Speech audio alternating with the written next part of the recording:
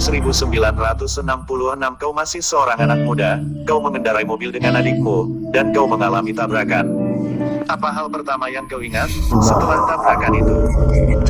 Nah, Sid, ada rasa sakit yang sungguh menyakitkan, melalui bagian atas wajah, dan aku merasa di pangkal tenggorokanku hancur, dan kemudian aku terbebas begitu saja, dari semua rasa sakit. Mati rasanya seperti membuka bajumu, dan hanya meletakkan itu di sampingmu. Aku melangkah keluar dari tubuh ini pakaian dunia ini, dan kemudian sedang terangkat di atas mobil saya. Dan seluruh hidupku berlalu begitu saja di depan mataku hanya dalam sekejap. Kemudian aku menyebut itu sebuah perputaran awan yang berbentuk corong raksasa yang tumbuh menjadi lebih luas, dan sangat terang tapi tidak seterang seperti cahaya yang bersinar di sini dalam studio di depan wajah saya. Para malaikat memegang aku di bawah naungan sayap mereka. Dan saat sementara hal ini sedang berlangsung akhirnya, para medis sampai padamu. Apa yang para medis temukan? Mereka menyatakan aku telah mati di tempat kejadian kecelakaan. Aku telah pelajari bahwa aku mati selama sekitar 61 menit. Baik, kau naik ke udara dengan tidak ada rasa sakit. Apakah itu perasaan yang enak? Itu adalah kegembiraan luar biasa, itu adalah ketenangan, kedamaian. Dan para malaikat mulai bernyanyi. Anak domba yang layak yang disembelih dari dasar dunia ini. Lalu awannya terbuka, dan aku melihat suatu tempat yang sangat besar, terbuat dari emas menggantung di angkasa yang Alkitab sebut sorga. Itu memiliki 12 dasar, Sid, nama dari ke-12 rasul yang tertulis di setiap itu. Terdapat 12 pintu gerbang dari mutiara dan pintu gerbang yang sekitar 500 mil lebarnya. Aku mulai berjalan di bukit yang berumput hijau. Ada rumput di sepanjang kaki saya berjalan, tapi tidak ada tujuan aku dulu melangkah di sana. Ada berlian-berlian di atas rumput. Ada seorang malaikat yang berdiri di depan salah satu pintu gerbang mutiara itu. Dia setidaknya malaikat itu tingginya sekitar 70 kaki.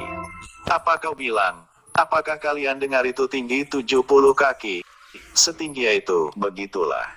Dia mempunyai sebuah pedang, rambutnya bersambul yang indah. Dan ada seorang malaikat di dalam kota itu yang sedang memegang buku. Ada beberapa diskusi antara kedua malaikat ini, dan kemudian aku diizinkan untuk masuk ke dalam kota itu, dan aku harus katakan bahwa aku diizinkan masuk ke dalam kota, karena aku menerima Yesus Kristus sebagai Tuhan, dan Juru Selamat pribadi. Siapa orang pertama yang kau temui di samping malaikat itu? Nah, dia adalah teman terbaikku waktu di sekolah SMA, dan dia terbunuh dalam suatu kecelakaan. Kepalanya terpenggal. Aku segera mengenal dia. Yang terjawab di pikiran saya, apa kita akan kenal satu sama lain di surga? Dan pastinya kita akan saling kenal. Dan teman saya mulai mengantar saya jalan-jalan keliling di tempat itu yang disebut surga. Ceritakan padaku tentang perpustakaan yang membuat saya rasa penasaran. Aku melihat banyak jilid buku-buku. Ada buku-buku tentang permintaan doa, pertumbuhan rohani kita di dalam Tuhan, dan jiwa-jiwa yang kita menangkan untuk Tuhan Yesus Kristus. Karena itulah hal tercinta di hati Tuhan. Jadi biar aku lihat jika aku dapat memahami ini sesungguhnya. Ada sebuah buku dan buku itu tercatat nama-nama dari orang yang aku katakan, kau menangkan untuk Tuhan. Apakah kau lihat isi dalam buku itu? Iya, dan aku melihat orang-orang yang aku telah tuntun kepada Tuhan, bahkan sampai pada waktu khusus itu, dan kemudian hal yang paling menakjubkan adalah melihat buku kehidupan anak domba. Dan buku itu terbungkus bulu domba warna putih, dan aku melihat dalam buku kehidupan anak domba itu, dan aku melihat nama saya tertulis dalam buku kehidupan anak domba, dan dikatakan dibayar sepenuhnya oleh darah mulia dari Yesus. Jadi aku punya hak untuk berada di sana. Dan aku melihat apa yang terjadi saat seseorang menerima Yesus sebagai juru selamat mereka. Apa yang terjadi adalah selalu ada kumpulan orang yang menyambut saat kau datang di surga, selalu ada perayaan dan kegembiraan. Dan aku melihat seorang pria menerima Yesus sebagai Tuhan dan juru selamat pribadi bagi hidupnya. Dan ada orang mengawasi dan menyaksikan sedang duduk seperti di tempat duduk terbuka seperti tertulis dalam Ibrani 12. Mereka tidak melihat pada semua hal yang buruk dalam hidup, tapi mereka melihat pada hal-hal baik. Dan mereka menyokong bersorak-sorak untuk kami. Mereka menjadi pokok berkata, kami telah melakukan perlombaan kami, kau lakukan perlombaanmu. Dr. Wood, saya sangat ingin tahu tentang ruangan bagian-bagian tubuh. Katakan padaku apa yang kau lihat. Sekitar 500 meter dari ruangan tahta Tuhan, teman saya mengantar aku dan saya terkesan dengan tanda pada bagian luar yang berkata berkat yang tidak diminta. Saat aku membuka pintu yang mengherankan saya, aku melihat kaki-kaki tergantung di sana dari dinding. Kaki sungguhan. Ya, kaki sungguhan. Setiap bagian anatomi tubuh setiap orang ada di sana di dalam ruangan itu. Dan orang bertanya pada saya, kenapa kau perlu tempat semacam itu? Karena Tuhan punya suku cadang saat Tuhan melakukan mujizat. Dan aku melihat apa yang terjadi saat orang di bumi berdoa. Dan doa itu naik ke atas dan Yesus menerima doa itu. Suatu tugas dikirimkan seorang malaikat pergi mengambil suku cadang di ruangan, segera membawa itu turun ke bumi. Terkadang itu dibawa seketika itu juga. Terkadang itu seperti Daniel yang harus menunggu 21 hari untuk menerima manifestasinya. Tapi begini yang aku lihat orang menerima mujizat itu dan kemudian di sisi lain aku melihat malaikat membawa mujizat itu kepada orang itu. Orang itu berkata seperti ini, nah aku kira ini bukanlah waktu saya. Tapi tunggu, kenapa mereka berkata seperti itu? Jika malaikat mereka membawakan itu. Nah, mereka tidak melihat itu atau mereka mungkin tidak bersiap untuk itu. Atau mereka telah diajarkan bahwa Tuhan tidak melakukan mujizat hari ini. Aku telah bertemu dengan banyak orang yang telah pergi ke surga, dan sebenarnya mereka telah menyaksikan peperangan di alam roh dari malaikat yang mencoba membawa jawaban doa. Dan setan-setan mengganggu. Nah, itu persis seperti apa yang aku lihat, bahwa pasukan setan tidak ingin mujizat itu sampai pada orang.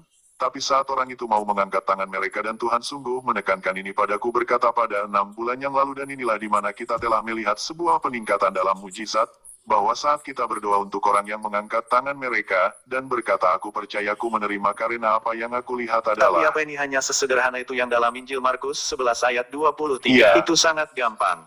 Ya, iman adalah sederhana, iman tidaklah rumit, iman tidaklah sulit, iman hanyalah mempercayai firman Tuhan dan melakukannya. Dengan sangat ringkas katakan padaku tentang seseorang yang kau doakan atau yang telah mendengar ceritamu, dan mendapatkan suku cadang bagian tubuh. Iya, ada seorang wanita yang bernama Stacy dan dia dari Kokomo, Indiana. Dan dia percaya kepada Tuhan untuk dapat paru-paru yang baru. Dia bekerja medis, dia memiliki alergi berat sejak masih muda dan dia mempelajari bagian itu dan dia mendengar bagian itu dalam kesaksian yang aku berikan. Dan dia berkata aku ingin paru-paru baru dan dia berdoa lalu dia menerima dan dia sembuh total dari asma. Dan sekarang dia mengatakan pada pasiennya, aku mengerti bagaimana kau, tapi sekarang aku telah sembuh total, dan membuka pintu bagi dia untuk membagikan kisahnya saat bagaimana Tuhan memberi dia bagian tubuh yang baru. Kenapa kau kembali? Aku sedang melaksanakan tugas, aku dikirim kembali untuk mengatakan pada orang-orang bahwa surga itu benar-benar ada. Ada lagu dinyanyikan, ada melakukan perjalanan pekabar Injil, ada buku untuk menulis. Kekhususanmu dan tujuan bagi bumi ini tidak ada seorang pun yang dapat melakukan apa yang menjadi panggilanmu, tugas yang dilakukan di atas bumi ini. Yesus memanggil aku, dia memberikan suatu pesan khusus, dia mengatakan ada suatu roh perbaikan yang akan berlaku di seluruh negeri, dia mengatakan bahwa akan ada suatu pengajaran dan menekankan pada doa, dan dia katakan padaku selalu berdoa, itu sudah tertulis. Jika aku mungkin bisa maka dengan kemenangan aku dapat katakan itu sudah selesai. Dan nomor 3 dia katakan akan terjadi suatu ledakan mujizat-mujizat. Dan dia katakan sampaikan kepada umatku jangan pernah terikat pada penghukuman yang layak untuk iblis. Dia berkata kau layak karena kau telah ditebus oleh darah anak domba yang berharga.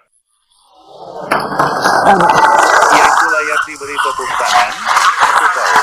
Tapi, dia memiliki saudara perempuan yang bahkan tidak percaya mujizat. Tapi saat dia mati dia menangis kepada Tuhan di dalam nama di atas segala bahkan kematian, di dalam nama Yesus. Dan apa yang terjadi? Iya, dia mulai menangis berseru dan saat teman saya sedang mengantar aku berjalan keliling di surga, saat dia mulai berseru dia berkata padaku, kau harus kembali, dia menggunakan nama itu, dan jadi aku segera diturunkan kembali ke bawah masuk ke dalam tubuhku. Mereka memperhatikan tanda kehidupan, mereka melarikan aku ke rumah sakit untuk menstabilkan aku. Dan kemudian aku diberitahu hari berikutnya tentang kerasnya kecelakaan itu. Oh, aku punya sebuah gambar di sini dari Sinarex. Hidungmu robek, gigimu terpukul, rahangmu patah, lehermu patah, pita suaramu terpotong, pangkal tenggorokanmu hancur. Itu semacam sebuah keterangan. Dan kau mendengar sebuah lagu yang banyak dari kalian tahu lagu Yesus jamah, dia jamah aku, dan apa yang terjadi? Iya, saat aku mendengar lagu itu, Yesus berjalan masuk ke dalam ruangan saya di rumah sakit dan aku melihat padanya. Dia benar-benar berjalan. Iya, dia berjalan ke dalam. Bagaimana apa kalian mau Yesus berjalan ke dalam kamar tidurmu? Apa kalian suka untuk berjalan ke dalam kamar tidur kalian? Dan Ini lucu bagi saya tapi orang-orang sering menanyakan pertanyaan ini pada saya. Apakah Yesus itu Yahudi? Ya, dia Yahudi. Saat dia mati kau tidak akan kehilangan etnis aslimu. Yesus memiliki kulit berwarna kuning pucat. Aku melihat dia di mana mereka menancapkan paku-paku di tangannya. Aku melihat mereka memainkan mahkota berduri di atas kepalanya. Berjalan mendekat dia menaruh tangannya di tenggorokan. Dia tersenyum. Dan sepanjang waktu itu aku dengar lagu yang bernyanyi. Dia jama, dan kemudian dia segera berjalan keluar ruangan itu. Dia tidak masuk ke dalam melalui pintu. Dia tidak pergi melalui pintu. Dia adalah pintu itu. Dan seorang suster kecil datang merawat saya. Tapi tunggu sebentar, kau harus memperjelas ini. Pita suaranya terpotong, pangkal tenggorokannya telah hancur. Kau tidak perlu menjadi dokter untuk mengerti. Itu artinya kau tidak dapat bicara. Dia adalah penyanyi. Dia punya gelar doktor, aku percaya, dalam musik.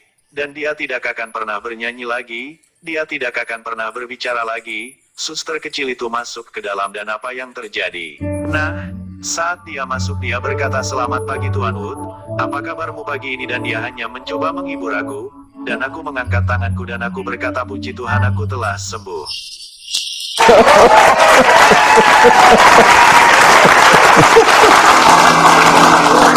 Dan dia menjatuhkan bagi itu.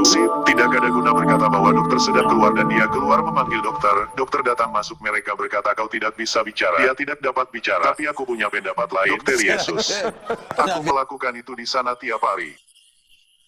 Apa yang ahli terapi suara katakan? Dia katakan ini sepenuhnya mustahil untuk nomor satu bagi saya, bahkan untuk hidup dengan pangkal tenggorokan yang hancur. Karena dengan pangkal tenggorokan hancur makananmu akan langsung masuk ke paru-parumu daripada ke perutmu. Dan jadi pada dasarnya kau akan tenggelam dalam kematian atau kau menderita. Dan kalian tahu betapa sangat luar biasanya hal itu? Kebetulan dia tidak dapat bicara bahwa aku ingin kalian tahu ini bicara secara medis karena pita suaranya masih terpotong. Pangkal tenggorokannya masih hancur, tapi ini adalah mujizat ganda jika kau melihat ini seperti itu.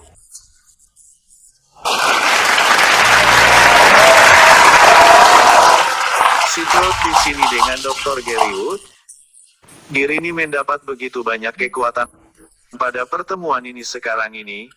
Dan iblis mencoba membuat tidak berdaya pada Desember tahun lalu. Hanya beberapa bulan lalu. Kau mendapat sakit kanker? Kanker jenis apa dan apa yang dokter katakan? Iya, itu adalah suatu serangan akut pankreas, jadi ini kanker pankreas. Apa ada banyak harapan bagi sakit pankreas? Sungguh tidak ada. Aku memulai dengan mereka memberi aku waktu terbatas kau tahu untuk bertahan hidup, dan memulai dengan morfin. Morfin murni setiap 5 jam diturunkan menjadi 2 jam, dan kemudian setiap 15 menit seperti yang dapat dimasukkan ke dalam tubuh saya untuk menghilangkan rasa sakit. Apa yang aku lakukan? Sitaku tidak melakukan apapun yang berbeda. Tapi apa kau takut bahwa ini adalah waktumu untuk meninggal? Sama sekali tidak, karena Mengapa? aku pria yang sedang menjalankan tugas dengan sebuah cerita. Oke, baiklah, tapi dengar, aku punya cerita untukmu sekarang ini dan ini benar. Jika kau punya penyakit yang mengancam jiwa dan masih ada suatu tujuan dalam hidupmu, dan kau belum memenuhi tujuan itu, tidak ada iblis di neraka yang dapat menendangmu keluar. Apa kalian mendengar aku? Itulah yang aku pelajari sih. Rencana Tuhan untuk hidupmu adalah lebih besar daripada yang iblis rencanakan untuk menghancurkan. Dan aku tinggal di dalam firman. Firman-Nya yang masuk dalam hatiku supaya aku tidak berdosa terhadapnya. Aku tetap beriman. Iman timbul dari pendengaran dan pendengaran oleh firman Tuhan. Dokter dan perawat mereka semua masuk. Mereka semua berkata, "Tuan Wood, kau menderita kanker." Mereka memberikan laporan negatif. Aku memilih untuk percaya firman Tuhan daripada itu, dan lalu aku tetap menikmati. Dan yang paling penting, aku tetap bersekutu dengan sesama Kristen. Aku pergi ke gereja saya, ada pastor di gereja saya dan semua orang percaya di sana. Menumpangkan tangan pada saya dan berdoa dengan doa iman. Dan mengurapi aku dengan minyak, dan saat mereka melakukannya aku tahu bahwa aku sudah sembuh. Dan aku kembali ke tempat dudukku di samping istriku. Dan aku berkata, ini sudah selesai. Kau tahu itulah kau? Kau telah pergi ke surga, kau mungkin spesial, tapi aku tahu lebih baik. Kau melayani Tuhan yang spesial, itulah apa yang membuat dia spesial, itulah yang membuat kalian spesial. Kita melayani Tuhan yang spesial. Dan Gary mengatakan sesuatu yang sangat besar. Dia mengatakan bahwa Yesus mengatakan padanya tentang, saat kau berdoa percayalah, jelaskan itu sebenarnya. Nah, Dia katakan apapun yang kau doakan dengan segera deklarasikan dengan mulutmu. Aku percaya ku menerima dan sejak itu saya memulai mendorong orang untuk mengatakan itu, berkata, aku percaya ku menerima, aku telah melihat suatu peningkatan dalam mujizat-mujizat. Katakan padaku dengan singkat tentang orang dari Korea. Iya, aku sedang dalam suatu kebaktian gereja dan ada beberapa orang Korea, 3 orang di sana asli dari Korea. Aku berjalan kembali pada pemuda itu dan dia berkata aku perkenalkan diriku. Dan dia katakan oh aku kenal kau. Dia katakan kau sangat populer di Korea Selatan dan aku berkata, oh ya pasti sesuatu semacam itu kau tahu. Tapi kemudian aku temukan bahwa mereka menonton acara itu supernatural denganmu. Dan mereka melihat aku pada program sebelumnya. Dan mereka pergi melanjutkan ke tempat saya terbang selama 21 jam untuk berada dalam ibadah itu. Untuk membawa ibu mereka dia sekarat karena kanker paru-paru dan Tuhan yang ajaib menyembuhkan. Dalam nama Yesus.